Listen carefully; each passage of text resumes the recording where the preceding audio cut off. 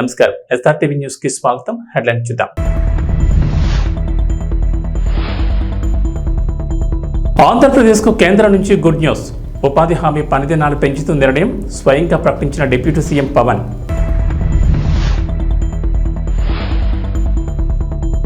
Pass పుస్తకం లేని వారికి రుణమాఫీ, రైతుల ఇళ్ల వద్దకే అధికారులు, మంత్రి తుమ్మల కీలక ప్రకటన.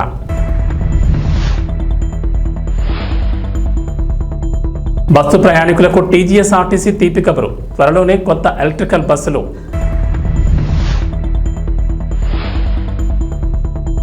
తెలంగాణకు రెయిన్ అలర్ట్, పలు జిల్లాల్లో నేడు వర్షాలు, ఎల్లో అలర్ట్ జారీ చేసిన అధికారులు. ఆంధ్రప్రదేశ్ కు కేంద్రం శుభవార్త చెప్పింది. 2024-25 ఆర్థిక సంవత్సరానికి సంబంధించి జాతీయ గ్రామీణ ఉపాధి హామీ పథకం అమల్లో భాగంగా కేంద్రం రాష్ట్రానికి అదనంగా 6.50 కోట్ల పనిదినాలు కేటాయించిందని డిప్యూటీ సీఎం పవన్ కళ్యాణ్ తెలిపారు. మొదట మంజూరు చేసిన 15 కోట్ల పనిదినాలు జూన్ నెలాఖరుకే పూర్తి కాగా కేంద్ర గ్రామీణాభివృద్ధి శాఖ కార్యదర్శి ఆధ్వర్యంలో ఢిల్లీలో నిర్వహించిన సమావేశంలో అదనపు అవసరాలను దృష్టిలో పెట్టుకుని మరో 6.50 కోట్ల పనిదినాలకు ఆమోదం తెలిపినట్లు పవన్ తెలిపారు. జాతీయ గ్రామీణ ఉపాధి హామీ పథకం పనిదినాలు పెంచుతూ నిర్ణయం తీసుకున్నందుకు కేంద్రానికి ధన్యవాదాలు తెలిపారు. అంతేకాదు కూలీలకు చెల్లించాల్సిన బకాయిలకు కూడా కేంద్రం గ్రీన్ సిగ్నల్ ఇచ్చిందన్నారు. రాష్ట్రంలో అటవీశాఖ ఉద్యోగులపై దాడి చేస్తే కఠిన చర్యలు తీసుకుంటామని డిప్యూటీ సీఎం పవన్ కళ్యాణ్ హెచ్చరించారు. పల్నాడు జిల్లాలో జరిగిన ఘటనపై సీరియస్ గా స్పందించారు. విజయపురి సౌత్ రేంజ్ అటవీ పరిధిలో వన్యప్రాణులను అక్రమ రవాణా చేసే ముఠా ఆట కట్టించారు అధికారులు. వారిని అదుపులోకి తీసుకునే క్రమంలో అటవీశాఖ ఉద్యోగులపై జరిగిన దాడిని పవన్ కళ్యాణ్ ఖండించారు. పల్నాడు జిల్లా కలెక్టర్ ఎస్పీతో మాట్లాడిన డిప్యూటీ సీఎం ఆ ఘటనకు సంబంధించిన వివరాలు తెలుసుకున్నారు. అటవీశాఖ అధికారులపై దాడి చేసిన వారిపై చర్యలు తీసుకోవాలని, అటవీ పరిసర ప్రాంతాల్లోని ప్రజలకు వన్యప్రాణి సంరక్షణ చట్టాలపై అవగాహన కల్పించాలని సూచించారు. తీర ప్రాంత ఎకోసిస్టమ్ ఆరోగ్యాన్ని కాపాడుకోవడానికి ఈ మ్యాంగ్రోవ్స్ తాలూకు ఇంపార్టెన్స్ని తెలియజేయాల్సిన అవసరం చాలా ఉందండి. సో తీర ప్రాంత ఎకోసిస్టమ్ ఆరోగ్యాన్ని కాపాడుకోవడానికి, జీవ వైవిధ్యాన్ని కాపాడటం, ప్రకృతి వైపరీత్యాల నుండి మానవ సమాజాన్ని రక్షించడానికి మరియు వాతావరణ మార్పులు ఉపశమనానికి తోడ్పడేందుకు మడడువులు ఎంతో అవసరం.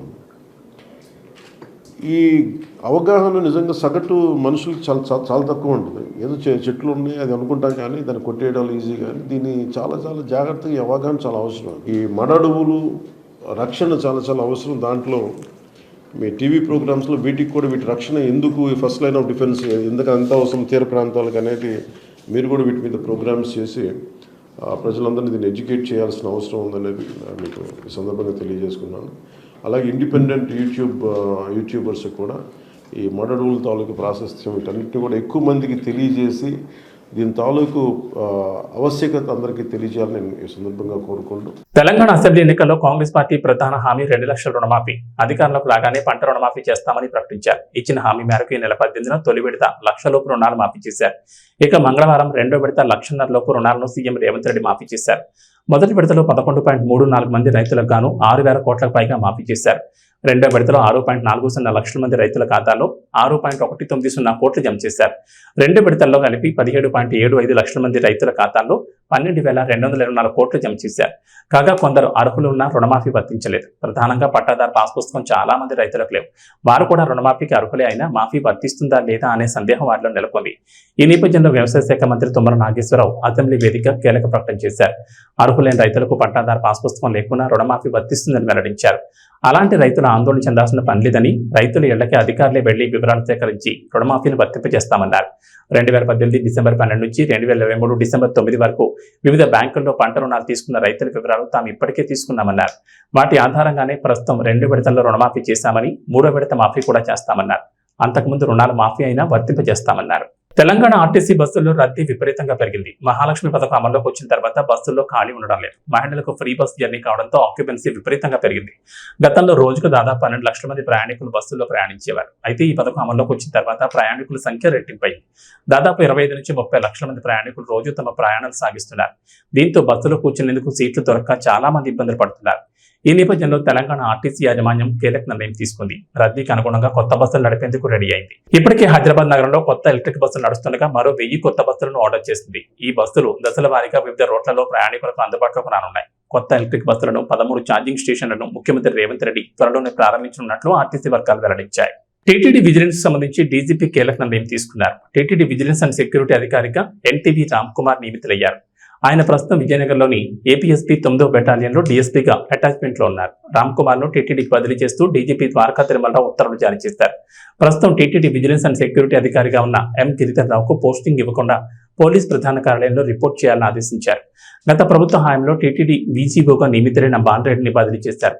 ఆయన స్థానంలో డీఎస్పీ ఏ సురేందర్ నియమించారు. మరోవైపు రాజంపేట, తొళ్లూరు డివిజన్ల డీఎస్పీలు విఎన్కే చైతన్య, ఈ అశోక్ కుమార్ గౌడ్లు బదిలీ అయ్యారు. వీరిని డీజీపీ కార్యాలయంలో రిపోర్ట్ చేయాలని ఆదేశించారు. ఎక్కడా పోస్టింగ్ ఇవ్వలేదు. పోలీస్ ఎస్టాబ్లిష్మెంట్ బోర్డు సమావేశంలో తీసుకున్న నిర్ణయం మేరకు డీజీపీ సిహెచ్ ద్వారకా తిరుమలరావు ఉత్తర్వులు జారీ చేశారు. తాజాగా బదిలీ చేసిన డీఎస్పీలలో చైతన్య, అశోక్ కుమార్లపై గతంలో ఫిర్యాదులు వచ్చాయి. గత ప్రభుత్వ హయాంలో వీరు వివాదాస్పద అధికారులుగా ఆరోపణలు వచ్చాయి. ఆంధ్రప్రదేశ్ ముఖ్యమంత్రి నారా చంద్రబాబు నాయుడు పెద్ద మనసు చాటుకున్నారు. మాజీ ఎమ్మెల్యే రిక్వెస్ట్ చేయడంతో రోడ్డు ప్రమాదంలో తీవ్రంగా గాయపడి ఆసుపత్రిలో చేరిన న్యాయ విద్యార్థికి సాయం అందించారు. గుంటూరు జిల్లా పెసర్లంకకు చెందిన సాయి ఫణీంద్ర న్యాయ విద్యను అభ్యసించి ఉద్యోగ వేటలో ఉన్నాడు.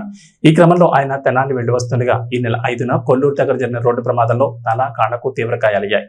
ఫణీంద్ర వైద్యానికి పెద్ద మొత్తంలో ఖర్చు అవుతుందని వైద్యులు చెప్పగా కుటుంబ ఆర్థిక స్తోమత అంతంత మాత్రంగానే ఉంది. ఫణీంద్ర కుటుంబ సభ్యులు సత్తెనపల్లి మాజీ ఎమ్మెల్యే పుతుంబాక భారతిని కలిసి తమ పరిస్థితిని వివరించారు. ఆమె వెంటనే స్పందించి గత వారం ముఖ్యమంత్రి చంద్రబాబును కలిసి సాయి ఫణీంద్ర చికిత్సకు ఆర్థిక సహాయం అందించాలని రిక్వెస్ట్ చేశారు.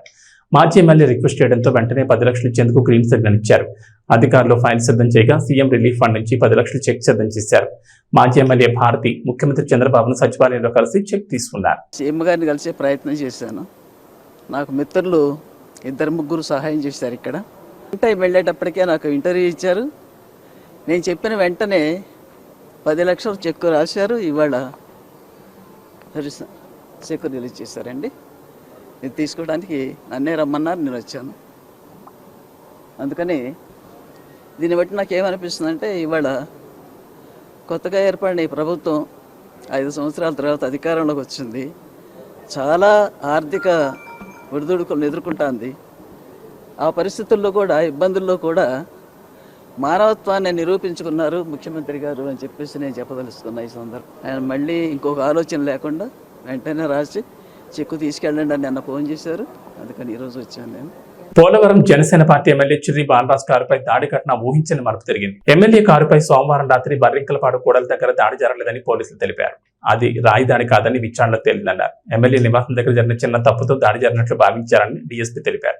దాడి జరిగిందని ఫిర్యాదుతో క్లోజ్ టీం డాగ్స్పేటను పిలిపించారు. ఎమ్మెల్యే ఇంటి దగ్గర జరిగిన చిన్న తప్పును అక్కడ పనిచేసిన కూలీలు బయటపెట్టారు. ఎమ్మెల్యే బాలరాజ్ సోమవారం ఉదయం వేరే కారులో పోలవరం నియోజకవర్గ పర్యటనకు వెళ్లారు. ఆయన ఇంటి దగ్గర మరో కారు ఉండగా అక్కడే కూలీలు షెడ్ నిర్మాణం చేస్తున్నారు. అయితే ఇనుపరాడు ఒకటి కారుపై పడడంతో అద్దం కొంత పగిలింది. ఆ సమయంలోనే పగిలిన అద్దం రంధ్రంలో నుంచి ఓ రాయి కారులో పడింది. అయితే ఎమ్మెల్యే బాలరాజ్ పర్యటన ముగించుకుని ఇంటికి తిరిగి చేరుకోగా ఆయన సోదరుడు మరో 2 అనుచరులు అద్దం పగిలిన కారు తీసుకుని జైలుకు మీద బయలుదేరి వెళ్లారు.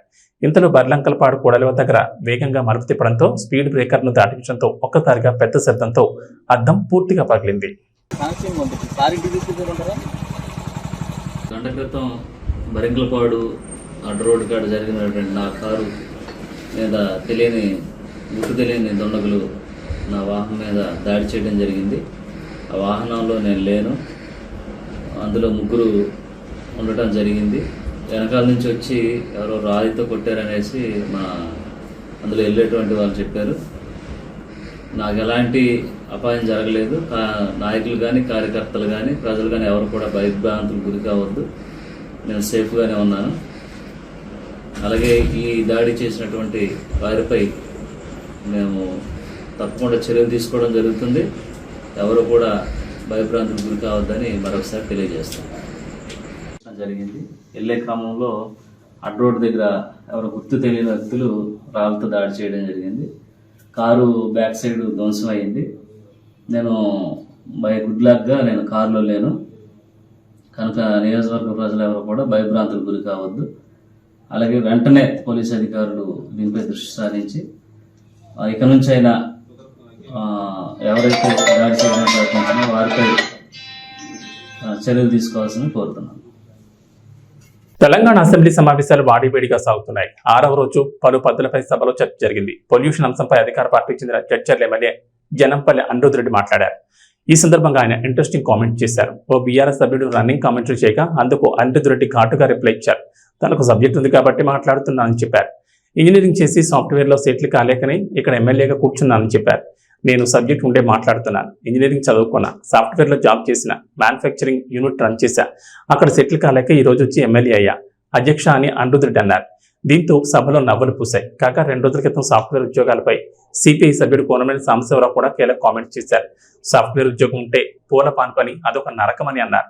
వారు 14-16 గంటలు కష్టపడతారని దానిపై నియంత్రణ తీసుకురావాలని కోరారు. ఈరోజు మాట ఇచ్చి ఆగస్టు నెల లోపలనే రుణమాఫీ చేస్తా అని రుణమాఫీ చేసిన 1,50,000 రూపాయలకు చేసిన మా సీఎం రేవంత్ రెడ్డి గారికి, డిప్యూటీ సీఎం బట్టి విక్రమార్క గారికి, మా అగ్రికల్చర్ మినిస్టర్ తుమ్మల నాగేశ్వరరావు గారికి, అదేవిధంగా మా మంత్రులకు, మా ఎమ్మెల్యేలకు, రైతుల తరఫున ప్రతి ఒక్కరికి ధన్యవాదాలు చెప్తున్నాను అధ్యక్ష. ఈరోజు నాకు ఇచ్చిన సబ్జెక్టు పొల్యూషన్ పైన అధ్యక్ష. ఇది చాలా ఇంపార్టెంట్ సబ్జెక్ట్ అధ్యక్ష. పరిశ్రమలు వెదజల్లే కాలుష్యం వల్ల గాలి, నీరు, భూమి కూడా కాలుష్యం అవుతుంది అధ్యక్ష. పొల్యూషన్లో ఫ్యాక్టరీస్ డివైడ్ చేస్తే అధ్యక్ష orange category, green category, red category industries ఉంటాయి అధ్యక్ష. రెడ్ కేటగిరీలో ఇంకా ఎక్కువ కాలుష్యం ఇచ్చే ఇండస్ట్రీస్ని 17th కేటగిరీగా అంటాం అధ్యక్ష. అయితే అధ్యక్ష రెడ్ కేటగిరీలో ఉన్న పరిశ్రమలు జనవాసుల మధ్య ఉండడం వల్ల ప్రజలు రోగులు బారిన పడే ప్రమాదం ఉందని గుర్తించి కేంద్ర ప్రభుత్వం 2010లో రాష్ట్రాలకు ఆదేశాలు ఇచ్చిన అధ్యక్ష, దూరం వైపు శివార్లకి షిఫ్ట్ చేయాలని చెప్పి. Central pollution control board CPB 2009-10లో దేశవ్యాప్తంగా 88 కాలుష్య క్లస్టర్లు ఉన్నాయని గుర్తించి దాంట్లో మన హైదరాబాద్లో 3 క్లస్టర్లు ఉన్నాయని అధ్యక్ష. అవి పటన్ చెరువు, బొల్లారం, కుక్కడ్పల్లి, కాటేరాన్కు చెందిన 3 క్లస్టర్లు ఉన్నాయి అధ్యక్ష. కుక్కడ్పల్లి ఇండస్ట్రియల్ ఏరియాలో మొత్తము 41 పరిశ్రమలు ఉంటే వాటిలో పరిశ్రమలు రెడ్ కేటగిరీలో 15 పరిశ్రమలు ఉన్నాయి అధ్యక్ష. ఈ 15 పరిశ్రమల్లో 3 పరిశ్రమలు అత్యంత ప్రమాదకరమైన కాలుష్యాలను వెదజల్లే 15 కేటగిరీలో ఉన్నాయి అధ్యక్ష. ఇవన్నీ కూడా కుక్కడ్పల్లి, బాలనగర్ లాంటి నివాసిత ప్రాంతంలోనే ఉన్నాయి. ఈ ప్రాంతంలో ఉన్న రంగదాముని చెరువు, చిన్నమైసమ్మ చెరువు, కుక్కడ్పల్లి చెరువు అల్లుకెళ్తే అధ్యక్ష మొత్తం నురిగే అధ్యక్ష. నీళ్లు కూడా ఎరుపు ఉంటాయి అధ్యక్ష. ఇక పటన్ చెరువు, బొల్లారం ఇండస్ట్రీస్ క్లస్టర్ విషయానికి వస్తే ఇక్కడ పరిస్థితి మరింత ప్రమాదకరంగా ఉంది అధ్యక్ష.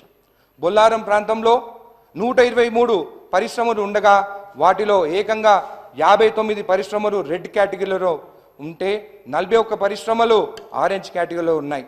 పటన్ చెరువు ప్రాంతంలో 74 పరిశ్రమలు ఉండగా వాటిలో 21 రెడ్ కేటగిరీలో, 35 ఆరెంజ్ కేటగిరీలో ఉన్నాయి. పటన్ చెరువు, బొల్లారం ఇండస్ట్రియల్ క్లస్టర్లో మొత్తం 197 పరిశ్రమలు ఉంటే వాటిలో 80 పరిశ్రమలు రెడ్ కేటగిరీలో ఉన్నాయి. ఈ 80 రెడ్ కేటగిరీ పరిశ్రమలో 33 పరిశ్రమలు ప్రమాదకరమైన కాలుష్యాన్ని వెదజల్లే 17వ కేటగిరీలో ఉన్నాయి. మరో 76 పరిశ్రమలు ఆరెంజ్ కేటగిరీలో, కేవలం 41 పరిశ్రమలు మాత్రమే గ్రీన్ జోన్లో ఉన్నాయి.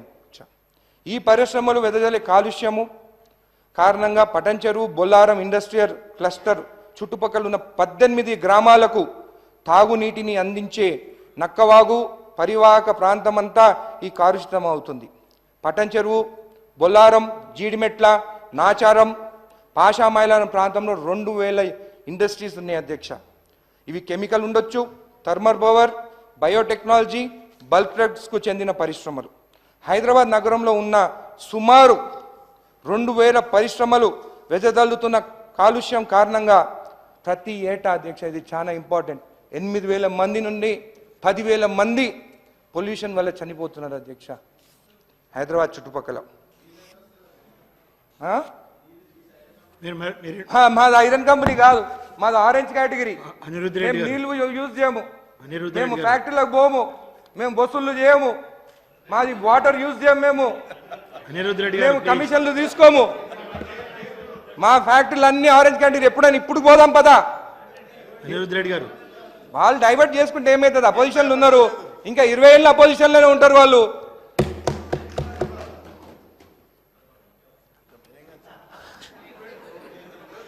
నల్గొండ, సూర్యాపేట, జనగాం, కామారెడ్డి జిల్లాలో కూడా పరిశ్రమ కాలుష్యం ఉంది. పరిశ్రమకి కాలుష్యం అంతా అధ్యక్ష, ఈ కాలుష్యం వల్ల బ్లడ్ క్యాన్సర్, దాని తర్వాత లంగ్ క్యాన్సర్, వాళ్ళకి మిస్క్యారేజెస్ ఉమెన్కి, దీనివల్ల అందరికీ ఇది వస్తున్నది అధ్యక్ష. కాబట్టి మనం దీనిపైన ఖచ్చితంగా మినిస్టర్గా దీనిపైన అందరం మీటింగ్ పెట్టుకుని ఒక కమిటీ లాగా ఈ ఫ్యాక్టరీస్ గురించి షిఫ్ట్ చేసేదానికి ఖచ్చితంగా ఒక డిసిషన్ తీసుకోవాలని చెప్పి కూడా కోరుతున్నాను అధ్యక్ష. ఎప్పుడైనా ఫంక్షన్ లో కనిపిస్తే హాయ్, వెళ్ళిపోతుంటే బాయ్ అంటూ ఉంటారు కొంతమంది సెలబ్రిటీలు. కానీ న్యాచురల్ స్టార్ నాని మాత్రం ఇందుకు పూర్తిగా విన్నాం. తనతో పాటు నటించిన కో స్టార్స్ ని నాని చాలా బాగా చూసుకుంటారు. ఆన్ స్క్రీన్ వాళ్ళతో కెమిస్ట్రీ ఎంత బాగుంటుందో అదేవిధంగా ఆఫ్ స్క్రీన్ ఫ్రెండ్షిప్ కూడా ఉంటుంది. అందుకే నానితో పనిచేసిన దాదాపు అందరి హీరోయిన్లు తమ బెస్ట్ కో స్టార్ నానిని అంటూ చెప్తారు. ఇప్పటి వరకు నాని చేసిన ప్రతి సినిమాలో హీరోయిన్ ఆయనకి మంచి ఫ్రెండ్. సమంత, నిత్యా మేనన్, మృణాల్ ఠాగూర్, నివేదిత థామస్, కీర్తి సురేష్, నజ్రియా ఫహద్, సాయి పల్లవి, ఇలా ప్రతి ఒక్కరు నానికి ఇప్పటికీ బెస్ట్ ఫ్రెండ్స్ గానే ఉన్నారు. ఇక నాని ఫ్యామిలీతో కూడా వీళ్ళకి చాలా మంచి రిలేషన్ ఉంది. తాజాగా మహానటి కీర్తి సురేష్ నానితో తన ఫ్రెండ్షిప్, నాని ఫ్యామిలీతో తన బాండింగ్ గురించి ఓ ఇంటర్వ్యూలో చెప్పారు. అలానే నాని కొడుకు అర్జున్ తనని ఎలా పిలుస్తాడో కూడా సీక్రెట్ రివీల్ చేశారు. నాని తన వైఫ్, వాళ్ళ కొడుకు అందరూ నాకు చాలా క్లోజ్. ఇప్పుడైతే వాడు కొంచెం పెద్దయ్యాడు, కానీ చిన్నప్పుడు నన్ను తన గర్ల్ ఫ్రెండ్ అని చెప్పేవాడు. వాడు చాలా క్యూట్. ఒకసారి నా బర్త్డేకి వాడు ఒక వాయిస్ నోట్ పంపించాడు. అది ఒకసారి వినిపిస్తా వినండి. నన్ను వాడు అత్త అని పిలుస్తాడు. వాడు మిస్ యూ, సీ యూ అన్న పదాలను భలే క్యూట్ గా పలుకుతాడు. మూసి సూయు అంటాడు.